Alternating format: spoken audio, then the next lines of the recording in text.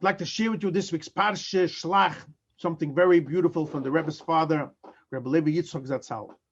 In this week's Parsha, we have the famous story of the Meraglim who came back and they gave a terrible report about Eretz Yisrael.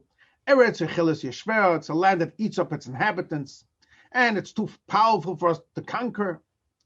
And Hashem gave them a punishment. The Meraglim were killed. They had a death penalty. And all the other Yidden had a 40-year wandering punishment in the desert, in the midbar.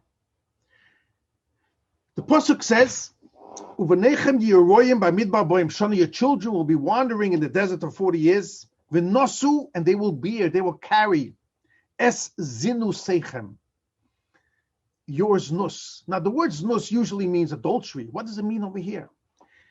The Targum Onkelos says, v'kablun yos chayvechem. They will have to carry your obligation, your payment, so to say. What does that mean? And why would the pasuk use the word znus?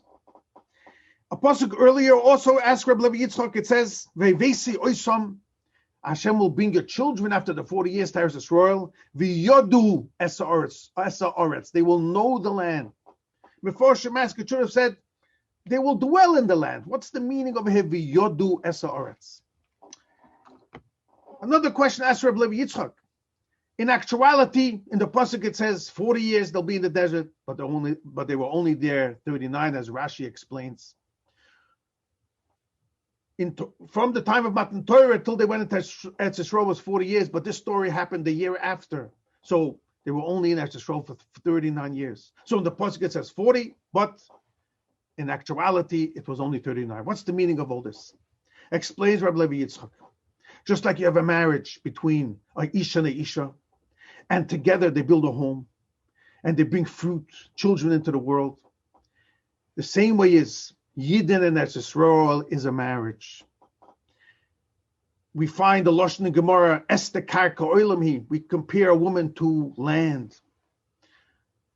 And Hashem wanted the Yidden should come into Eretz Yisrael, develop the land, and through developing the land, we will be Makaya mitzvahs. We will elevate the holy land of Eretz Yisrael.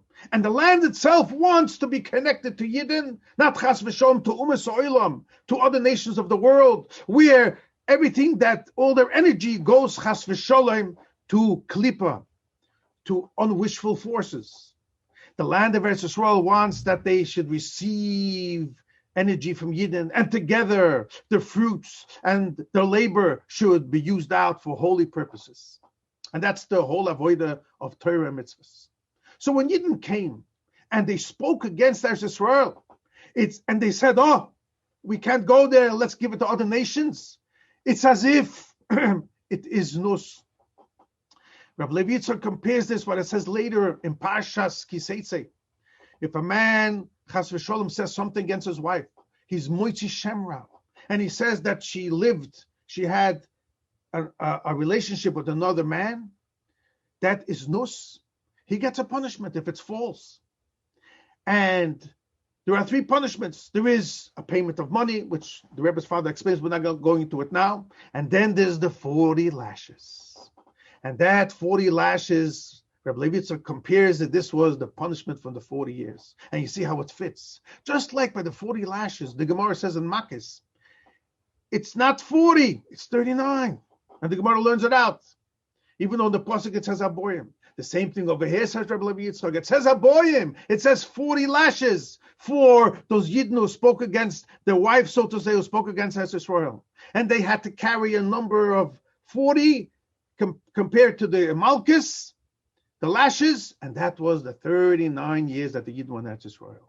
And now you'll understand how the psukim is so well. The pasuk says, yes, your children, you're going to have to carry zunothichim. They spoke against Eretz Yisrael. That's like moitzi shemra. And who will go into Eretz Yisrael? Your children. Viyodu. Viyodu is the same etymology, like it says earlier in the pasuk, in the beginning of Bereshis, v'odam yoda eschava. Adam bonded, and so to say, he had an intimate relationship with Chava. Over here, too, Yidden and Eretz Yisrael is an eternal bond that can never be separated. And just like Mitzvah Shemra, it says in the pasuk, "V'loi tili isha," and it will be a wife forever. The man can never divorce his wife.